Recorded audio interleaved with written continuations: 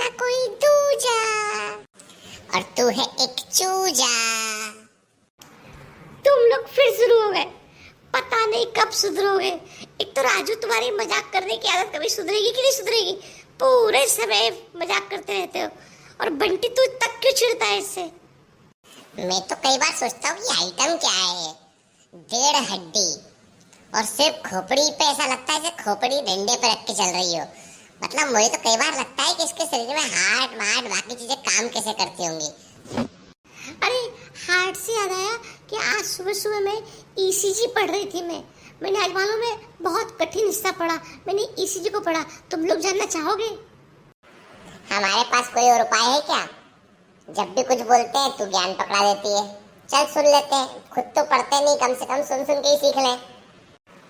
तुम तो बताओ, जितना बताओगे उतना सीख जाऊंगा। तुम जब बोलती हो ना ऐसा लगता है कि मैं खुद बोल रहा हूँ। तू खुद नहीं बोल रहा होता, तेरे दिमाग के तार हिल रहे होते हैं। जो केवल बचे 3-4 तार ही बचे और वो भी मैं तोड़ दूंगा एक दिन। चलो काम की बात करते हैं ना। देखो सबसे पहले होती है पी वेव। पता है पी वेव क्या रिप्रेजेंट करती है? पी वेव जो होती है वो रिप्रेजेंट करती है कि एट्रियल डीपोलराइजेशन हुआ।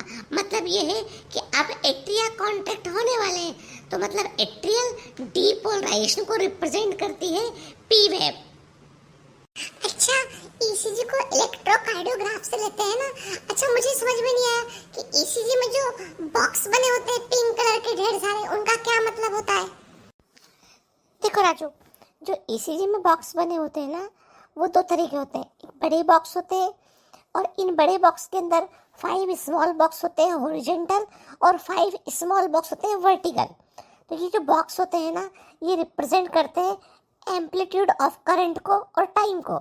जो एक्स एक्सेस होता है वहाँ पे वो टाइम को रिप्रेजेंट करते हैं और वर्टिकली रिप्रेजेंट करते हैं वो एम्पलीट्यूड को। जैसे कि एक छोटा जो बॉक्स होता है वो 1 mm बाई 1 mm का ब्लॉक होता है जो 40 मिली सेकेंड के टाइम को और 0.1 मिली वोल्ट के एम्पलीट्यूड को शो करता है।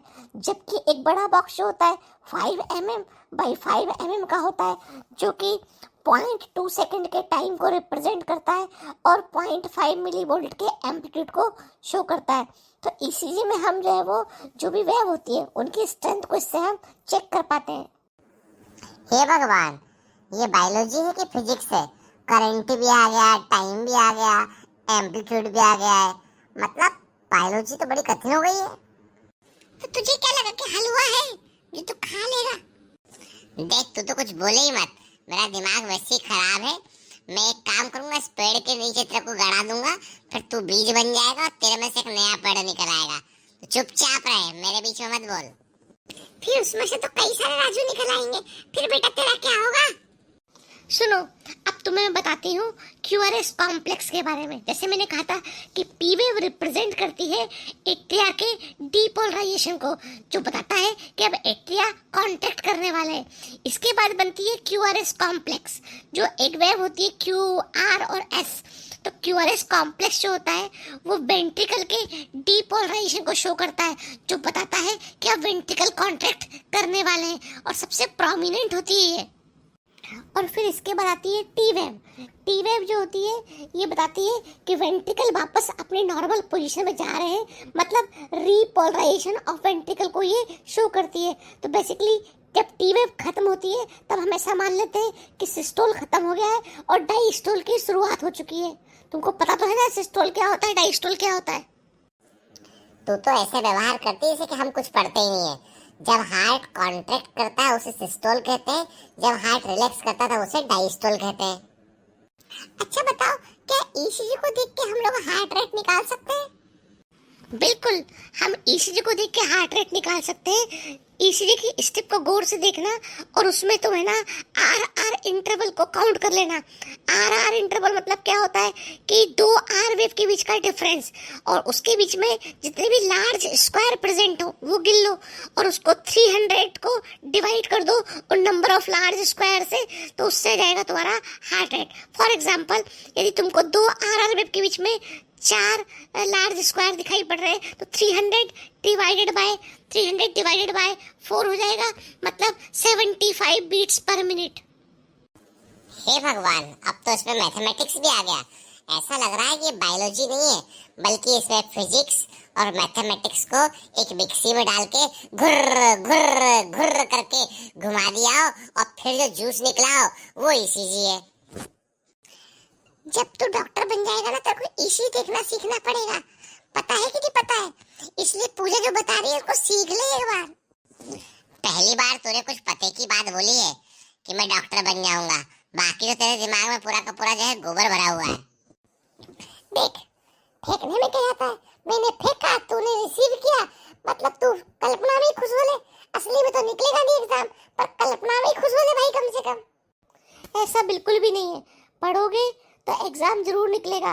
गीतेंद्र सर बोलते हैं ना कि मन लगा के पढ़ो, रोज अपने आप को 1% इम्प्रूव करो, 100 दिन से भी कम समय में तुम पूरे इम्प्रूव हो जाओगे। लेकिन सोचना तो तुम्हें पड़ेगा, करना तुम्हें पड़ेगा, क्योंकि लड़ाई ये तुम्हारी अपनी लड़ाई है। लो, इसके अंदर आ गए संदीप महेश्वरी जी, है ना। बस मोटिवेशन मोटिवेशन मोटिवेशन, दिन भर मोटिवेशन। क्या करेगी इतने मोटिवेशन का? देखो, जब तक हम खुद मोटिवेटेड नहीं होंगे तो भला हम कैसे मेहनत कर पाएंगे। अपने आप को मोटिवेट रखना हमारी पहली ड्यूटी है कि अपने आप को मोटिवेट रखें, अच्छी बातें सुने और एग्जाम के लिए तैयारी करें, ताकि फोड़ के आ सके हम। तुम कितनी मीठी मीठी बातें करती हो ना, जब भी तुम बोलती हो ना, बस ऐसा लगता है कि कान में कुछ जो है कोई सुरीला सी बंसी बजा रहा हो कान में बैठ के। इतना अच्छा लगता है म्यूजिक के जैसा।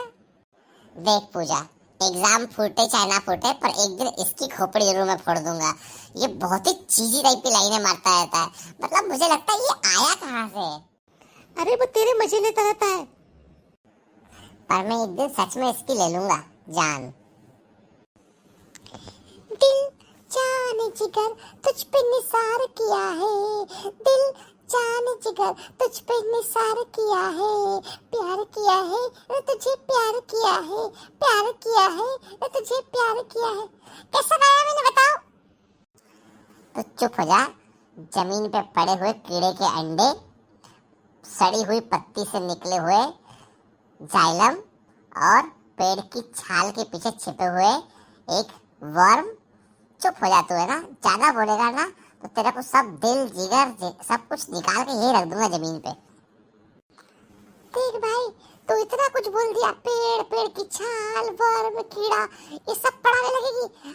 तुझे पढ़ना नहीं तो भाग ले यहाँ से। अब बस बोलने वाली है पूजा।